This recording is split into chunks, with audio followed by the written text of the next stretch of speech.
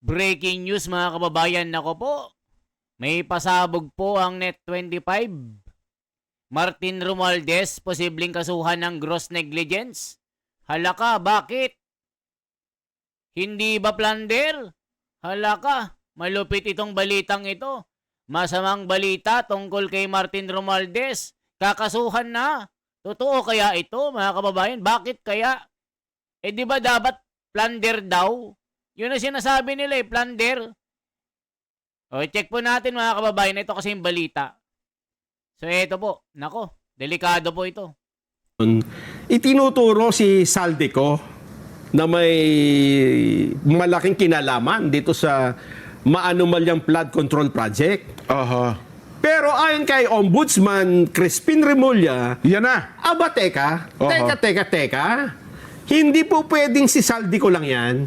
Iyan ang sinasabi ko. Hindi pwede. Oho. Pwede bang si Saldico ang chairman ng House of Appropriations Committee, pero yung mas mataas sa kanya, walang alam dyan? Eh kasi siya, napakatagal ding congressman ni Congressman Boying Rimulya Oo. bago naging DOJ at bago Yes. naging ombudsman. Sabi ni Ombudsman, hindi pwede. Dapat dyan managot din si dating Speaker Martin Romualdez. Teka lang, di ba ang usually naman ng mga House leadership, binoboto ng kapulungan yan eh. Di ba? Ganun ang anong paliwanag niya? Bakit? Siyempre... Dahil Oo. siya daw ang naglagay ng chairman ng House Appropriations Committee. Kay Saldico. Kaya yan naupo sa pwesto. Choice niya, tapos binoto sa plenaryo. Kung sino yung gusto ng speaker, siyang masusunod. Hindi ba? So, yun mga kababayan. So, gross negligence. Anong ibig sabihin ng gross negligence sa batas? Gross negligence is an extreme departure. Ito po. From ordinary care, where a person shows reckless disregard for the safety or rights of others, but it is not the same as intentional misconduct. Ganon. It involves a conscious disregard for a legal duty that is highly likely to cause harm, such as a doctor prescribing an allergy, introducing medication, or nursing home failing to provide basic care. This severe form of negligence can result in greater damage in lawsuit, including punitive damages. Dito sa flood control, anong ibig sabihin nito? Dahil sa pagkakatalaga ni Saldico, halaka mga kababayan, reckless disregard, the act of omission, shows a conscious disregard for the consequences to another party. Nako mga kababayan, so tuloy natin. Di ba dapat plunder ito? Halaka. Tama yun, tama. Kaya dahil dyan, ang sabi niya, kung kakasuhan si Saldico, kakasuhan din ng Ombudsman si dating Speaker Romualdez. Yan na ang sinasabi ko. Boying Rimulya yan? Boying Remulla yan. Ombudsman? Ombudsman ito. Mabigat. Ito ang dating DOJ Secretary. Mabigat. Ito ang nagsabing, yes, you can bend the law to please the people. Yes, sir. Yes. Hindi, mukhang sa tingin ko, kung talagang desidido siya at interesado, abay, gawin siguro. Di ba? Ano ang dapat mo na itanong dyan? Yun lang. Kailan nila kakasuhan? Talagang kakasuhan ba talaga nila? Kakasuhan. Si Saldico at saka si Speaker? Sabay-sabay yan. Oo. Ba? Paano ngayon ito? Isa pang tanong. Halaka. Ay, sa Sana pantanong. matarget mo yun. Nako po, ano kaya ito? Sa sagot na ito. Ako, hindi ko alam eh. Di ba may kaso, kailan? Oo. Ano pa ang dapat mo itanong? Ano ikakaso? Ayun! Sinasabi na. natin. Yan. Baka magdiwang yan ng... Kasi sabi ni Ombudsman Boying, Oo. may mga magdiriwang daw ng bagong taon sa Bilangguan. kulungan eh. Oo. Ano ikakaso dyan? Eto na. Humawa kayo sa inyong mga upuan. Nako po. Sige, nakahawak na. Magsuot kayo ng seatbelt kung kayo Nako po, nasa delikado sasakyan. ito. Yan. Naku, parang... Sarado ang mga bintana dahil baka may biglang malakas na hangin. Ha? Para baka Nako. mabigla na naman ako dyan Magugulat ka rito. Oho. Ano ang ikakaso ng ombudsman kay dating Speaker Martin Romualdez? O kasi may mga wala naman ako kinalaman sa pagbuo niyan eh. O kami hoy sa leadership ang 2 tao lang bumubuo niyan. Hindi. Oo. Speaker ka, dapat may kaso ka rin. Yan ang sabi ni Remulla. Ako po. Okay. At ang kaso mo ay Oo. gross inexcusable negligence. Ay, laka. Gross inexcusable negligence. Nako po. Oh. Kapabayaan. Sinasabi ko sa inyo eh. Kapabayaan. Mga kababayan, sinasabi ko sa inyo eh. Bakit gross negligence lang? Ano yung kapabayaan sa trabaho? Tinuturo nga ni ni Marin Gutesa ito, tapos gross negligence ang ikakaso. Nako po mga kababayan, sinasabi ko sa inyo. Ano pa? Yun lang. Ha! Sinasabi ko sa inyo eh. Nakakabigla na. Mamaya pakinggan natin mismo. Sabi ko sa inyo mga kababayan, kahit hindi ako abogado, yung sinasabing gross negligence, ang babaw po mga kababayan. Dahil daw sa kapabayaan ng trabaho. Isipin nyo. So, ibig sabihin, kakasuhan ng plunder itong si Saldico, pero si Romualdez, gross negligence. O ilang taon yun? Ilang taon, mga kababayan? I-check po natin. How many years in prison? If guilty. Mga kababayan, tignan natin. Mga kababayan, the prison sentence for a conviction of gross negligence. Naku, nakakagulat po ito. Varies widely depending on the jurisdiction and the specific outcome of the negligence. Bodily harms versus death. If in serious cases such as gross negligence, manslaughter, check natin sa Philippines mga kababayan ha. Philippines. Ilan taon po ito mga kababayan? Ito.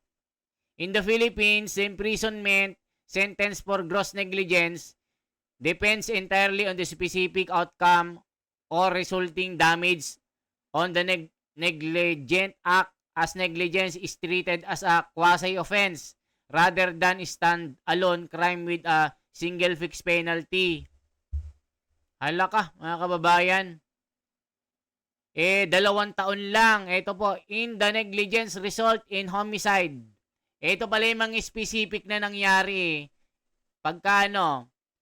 The penalty in prison, correctional, in its medium and maximum period, which indeterminate sentence ranging from 2 years and 4 months and 1 day for 6 years. Okay.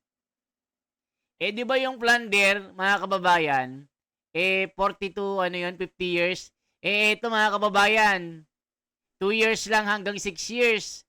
Nako po mga kababayan. Yung plunder po, ilang taon po ang plunder case if guilty? How many years in prison?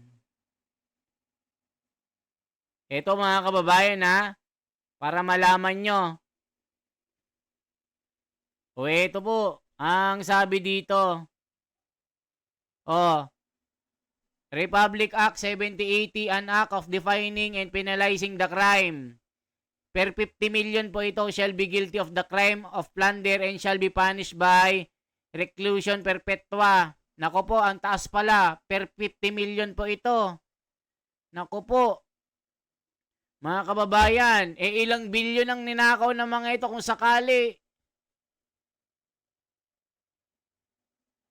Mga kababayan ko, bilyon ang ninakaw kung sila ay mapapatunayan na nagkasala.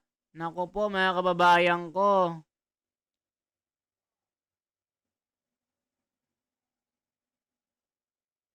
Per 50 million, ilang taon yun? Ayan no mga kababayan no. O check natin mga kababayan ha. In the Philippines, a person found guilty of plunder is punished with life imprisonment. Nako po, life imprisonment pa lang plunder pag guilty ito. Tapos, kakasuhan lang ng gross negligence. Mga kababayan, 2 years hanggang 6 years in prison if guilty. Samantalang ang plunder, lifetime imprisonment, reclusion perpetua. Ayan o. In the Philippines, a person found guilty of plunder is punished with life imprisonment, reclusion perpetua. This is the standard penalty, as the death penalty, which was an alternative punishment under the law, has been abolished. So, yun yung sabi. Naku po mga kababayan, totoo kaya ito? Ito, the crime of plunder in the Philippines involves a public officer amassing ill-gotten wealth worth at least 50 million, 75 million, depending on the specific amendment cited, but 50 million is more commonly referenced through a series of criminal acts. Naku po mga kababayan, the actual time served may be subject to the application of the threefold rule, which limit the maximum duration of a sentence to 40 years if the individual is convicted of multiple counts. Ayan mga kababayan. I-ano nyo po, sa 1 billion na lang po mga kababayan, i-divide nyo po ng 40 years, 50 billion. Ito po, 50. Divide, 50 po mga kababayan. 40 years, 40 divided by 1 billion. I-compute nyo nga po mga kababayan. Di ano ito, marami ito. Sabi niya dito, 40 years po ang minimum ng per 50 million to 75 million. 40 years. Ilang 40 years yung billion ang ninakaw. Halimbawa, mapatunayan po mga kababayan. Sabi dito, gross negligence lang ang ikakaso. So, ibig sabihin, mga kababayan, kung si Saldico ay makukulong ng, kasi billion ang ninakaw, mga kababayan kung mapapatunayan. Per 50 million, 40 years po ang kanyang sentensya. O sabihin natin 1 billion, o ilang 40 years yun. Naku po mga kababayan, napakatinding parusa pala ng plunder. Parang life sentence pala ito. Ang gusto nila, si Martin Romualdez, makakasuhan lang ng gross negligence. Hanggang 6 years lang po ang naku, lusot pala dito sa plunder. Mga kababayan, lusot na lusot pala siya dito kung sakali. Hindi pala kakasuhan ng plunder ito Ano lang, gross negligence lang. Naku po mga kababayan. Sa mga abogado, sana matalakay ito. Aabangan natin sa mga magagaling na abogado kung itong pasabog na ito na balita ni Rimulya. Naku po. Parang na naman ito. Diversionary tactics na naman ito. Parang sinabi nila, walang kinalaman si Martin Romualdez ang may kasalanan, si Saldico. Hala ka mga kababayan. So kayo po ang magsasabi dito, anong react nyo dito? Ito pong komento ng ilan. Ito. Sige nga mga kababayan. Mag-comment po kayo. Isang like, isang share po at isang subscribe. Salamat po.